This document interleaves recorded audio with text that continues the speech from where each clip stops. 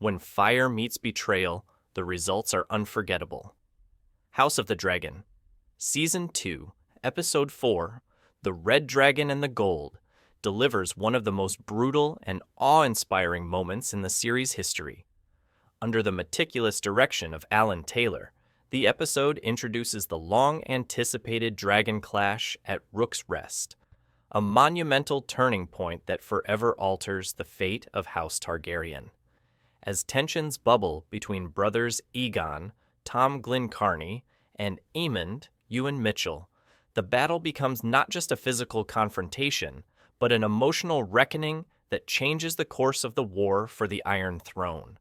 The story centers on Rhaenys, Eve Best, who embarks on a relentless mission to defend her family's legacy.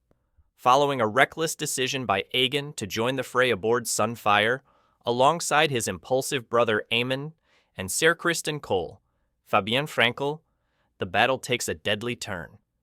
Aemond's intervention with the fearsome Vhagar seals Rhaenys' fate as she is struck down in a heartbreaking twist. Aegon, caught in the deadly crossfire, is sent plummeting to the earth, severely injured. The aftershocks of this conflict ripple throughout Westeros, triggering chaos in King's Landing and irrevocably shifting the balance of power. In an exclusive interview with Deadline, Alan Taylor, director and executive producer of the episode, shares his insights into orchestrating the dragon-heavy battle and the emotional complexity behind the characters involved. Here's what the mastermind behind the explosive sequence had to say. On the challenge of capturing the scale of battle. But it was this collaboration that allowed Taylor and his team to dive deep into the heart of the battle. He reveals that when they first started, they were originally slated to film a different battle sequence, but the series' evolving narrative reshaped their approach. The first season and the start of Season 2 made it clear that dragons weren't going to be used lightly. The story demanded that we depict dragons as weapons of war, and that's a massive shift in Westeros, Taylor continues. The metaphor I kept in my mind was the deployment of a nuclear weapon for the first time. Once you unleash that kind of power, everything changes. Crafting the dragon combat, a delicate dance. One of the most striking aspects of this episode is the way dragons are depicted not just as fantastical creatures, but as living, breathing beings with distinct personalities.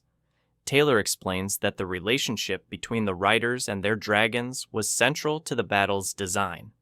Drawing inspiration from real-life animal behavior, the team studied how birds of prey fight mid-air to craft a truly unique and intense aerial combat scene. We borrowed from the way birds of prey engage in battle, says Taylor. They'll flip upside down, locking talons with their opponent.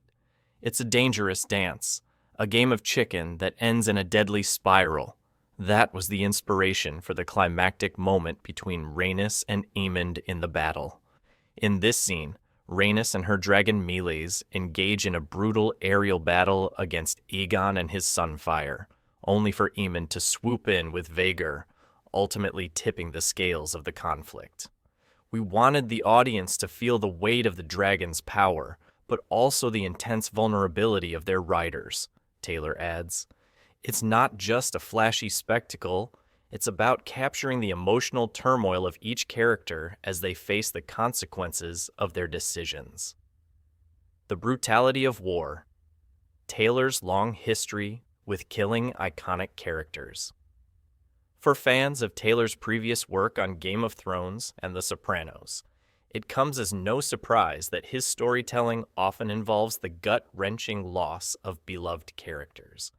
He's notorious for pulling the rug out from under audiences, and Rhaenys' death is no exception. It's almost become a running joke in my career, Taylor laughs. In Game of Thrones, I killed Ned Stark. In The Sopranos, I killed Christopher Moltisanti. And now, I got to take down Rhaenys. Despite the inevitable backlash from fans, Taylor embraces the emotional impact of such pivotal deaths. There's always that moment of shock where fans feel betrayed, but there's also a weird catharsis. It's like a rehearsal for how we deal with death in real life. You lose someone you care about, but at the end of the day, they're fictional characters, so it gives you a chance to process those emotions in a safe space. Conclusion: a new era of warfare in Westeros. As the dust settles after the chaos of Rook's Rest, one thing becomes crystal clear. The war for the Iron Throne has reached a new, terrifying phase. With dragons now fully unleashed as instruments of destruction,